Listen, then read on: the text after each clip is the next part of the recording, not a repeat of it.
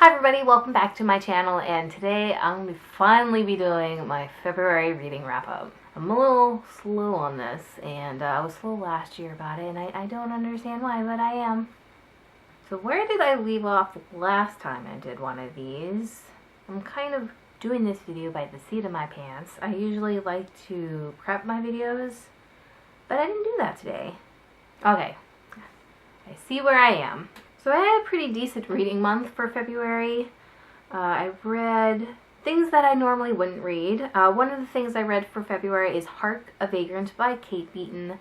I've been meaning to read this for a while. I've been hanging out in my graphic novel section at my library, and this has caught my attention a couple of times, but only recently I've brought it home. If you're not familiar with this book, it's actually a series of webcomics by Kate Beaton. And so there's no there's no story. They're just a series of webcomics, and they're actually based on historical events, historical people, literature. It's basically a parody of these things, and a lot of them I found to be very quirky. It was also kind of cool to see that there's a couple memes out there that's based off of some of these comics. I'm not sure if you're familiar with the one with Edgar Allan Poe kind of like just staring down this piece of paper. That's actually from one of her comics that's in this book. So it was really interesting to see where some of these memes actually originated from. And like I said, they were quirky, but humor-wise, I found them mostly meh. It just didn't tickle my fancy. I mean, that's not to say that a couple of them didn't actually make me chuckle. They did. They just didn't wow me. So in the end, I actually rated this 3.5 stars out of 5 stars on Goodreads. Now this next thing I read, I picked it up because I wanted something on theme for Valentine's Day. It's another graphic novel. It's Alone Forever, the Singles Collection by Liz Prince. I saw the cover and I'm like, wow, that is very Valentine's Day. And I picked it up with the intention of actually doing a Bookstagram post with it. I never did because I did not like this book. So, like I said, this is a graphic novel, but it's a series of a series of comics rather, about the author's love life, like her dating life. There was a bit on online dating that was rather funny, but most of it wasn't funny. She kept making the same joke. She's very butch looking, and she kept saying like, "Oh, I can't find love because I look like such a lesbian," which bothered me. That gag even went on to say, like, I know this is actually based on her real life experiences, and someone that she knows actually says this word, so I don't know in that context if it's okay for her to say the word because her friend used it, but she used a homophobic slur. She also uses an ableist slur at one point, like the very first page, and that just put me off right away. I did appreciate some references to Boston because she's from the area, but I rated this 1 star on Goodreads. I think I currently have it 1.5 stars, but I think I'm going to end up changing it to 1 star. Now the third book I read for February, it took me a little while to get through. It's a very big book, and I was listening to it as an audiobook, and it's Pachinko by Min Jin Lee. And I would recommend that people listen to the audiobook. I thought the narrator was very talented. I loved her style of reading, and they also had like musical interludes in between each book or each story within the book. So the production value was rather high, and so I enjoyed it. Now, like the main synopsis in this one, the book follows 4 generations of this Korean family in Japan. And following their life, I thought it was wonderful, and I rooted for them every step of the way. Like, these characters, even though I know they were fictional characters, felt so real to me.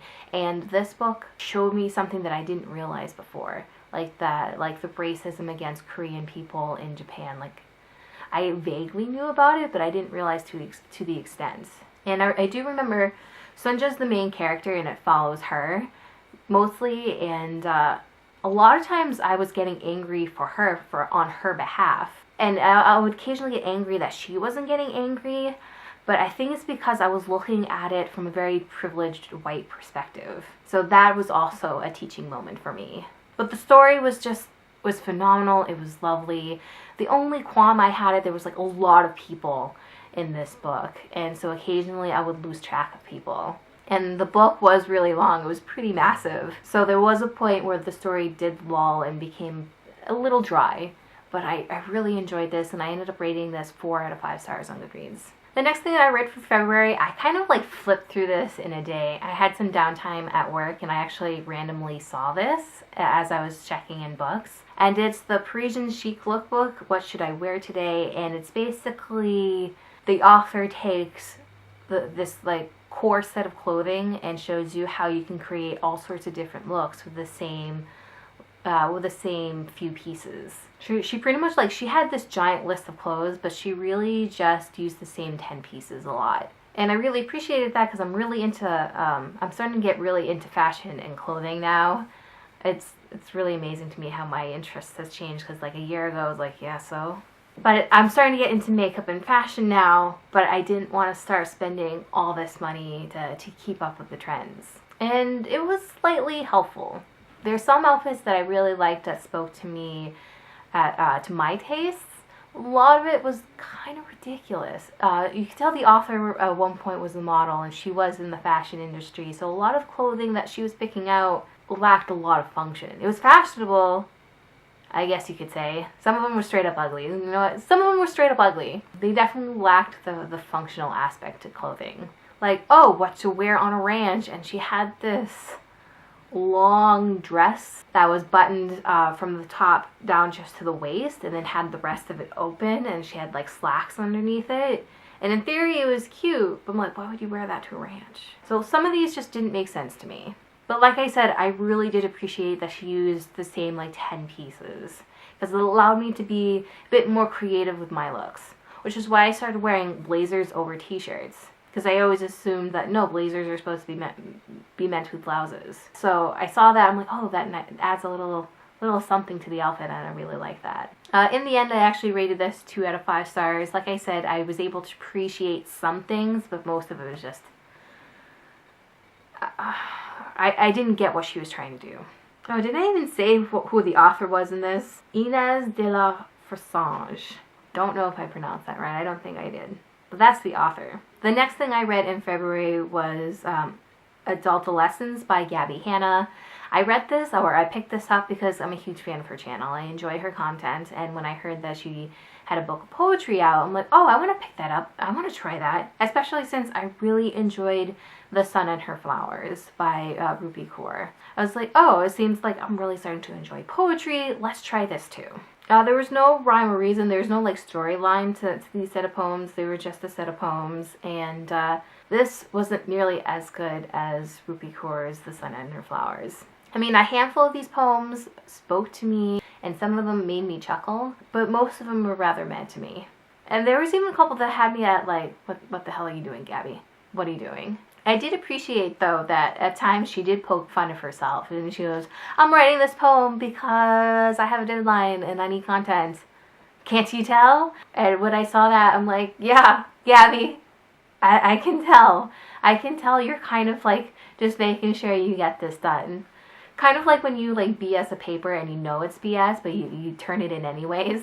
It was kind of like that. I do have to say that I was really impressed with the illustrations of this book of poetry. Not only did Gabby write her poems, but she also illustrated this book, and I didn't realize the girl could draw. Like, they're not like, wow, like, go into a museum art pieces, but my expectations were, not gonna lie, on the low side, and she impressed me with those. In the end, I actually rated this book of poetry 3 out of 5 stars on Goodreads. So that is everything that I read for the month of February. I read 5 books in that month, which was a pretty good reading month. Granted, a couple of them, most of them, not a couple, if I'm being completely honest, most of them were on the short side, but I enjoyed them, mostly. So what did you think of some of these? Have you actually read them? Please feel free to give your insight to them down in the comments below. I just ask that you don't spoil anything. And as always, I hope you guys enjoyed this video, and I hope to see you guys in the next one. Bye, guys!